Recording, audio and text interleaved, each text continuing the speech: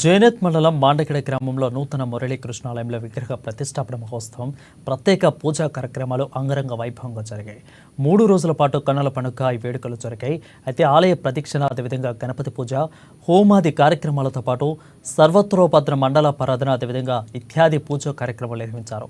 స్వామివారి విగ్రహానికి క్షీర, జల, పుష్ప ధాన్య దివాసం చేశారు. ఇక చివరి రోజు వేద పండితుల వేద మంత్రాల నడుమ విగ్రహ ప్రతిష్టాపన, అదేవిధంగా శిఖర ప్రతిష్ట, కుంభాభిషేకం చేపట్టి పూర్ణహుతితో పూజా కార్యక్రమాలను ముగించారు. ఈ వేడుకలో భక్తులు పెద్ద ఎత్తున పాల్గొని ఆ స్వామివారి కృపకు పాత్రలయ్యారు. వేడుకల నేపథ్యంలో భక్తులకు ఎలాంటి అవాంఛనీయ అసౌకర్యాలకు కలగకుండా ఆలయ కమిటీ ఆధ్వర్యంలో అన్ని ఏర్పాట్లను చేశారు. మహా అన్నదానం నిర్వహించారు. పెద్ద ఎత్తున భక్తులు తరలిరావడంతో గ్రామంలో కోలాహలం నెలకొంది. ఆధ్యాత్మికత శోభ సంతరించుకుంది.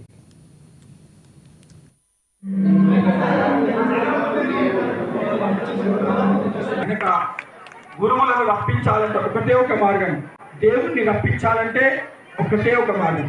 పండరపురంలోని పాండురంగడు, పండరపురంలో ఉన్న పాండురంగడు జొన్నలు విసరడానికి వచ్చాడు. గ్రామమైనటువంటి మాండగాడలో 2018వ సంవత్సరంలో పూజ్య స్వామీజీ అడుగు పెట్టారు. ఊరు పుట్టి దాదాపు 70-80 సంవత్సరాలు కావచ్చేమో కానీ ఇప్పటి వరకు ఈ గ్రామంలో ఆలయం లేదు. పూజ్య స్వామీజీ అడుగు పెట్టిన తర్వాత కృష్ణుడు వచ్చాడు అని నేను అభిప్రాయపడుతూ ఉన్నా. పూజ్య స్వామీజీ యొక్క అనుగ్రహం ఇక్కడ ప్రతి ఒక్క వ్యక్తికి తెలుసు.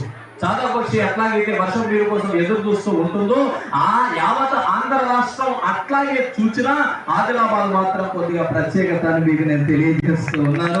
ఆదిలాబాద్ లో ప్రతి గడపలో, ప్రతి ఇంటిలో, ప్రతి ఊరిలో స్వామీజీ ఎప్పుడు వస్తారు, స్వామీజీ ఎట్లా ఉన్నారు, స్వామీజీ దగ్గరికి ఎప్పుడు పోతాం అనేటటువంటి తలంపులతోనే ఉంటారు కనుక ఇది సుందర చైతన్యం యొక్క సముద్రం అని మీకు నేను తెలియజేస్తూ ఉన్నా. ఇంత అద్భుతమైనటువంటి అధికార సాధ్యమైనటువంటి దేదీప్యమానమైనటువంటి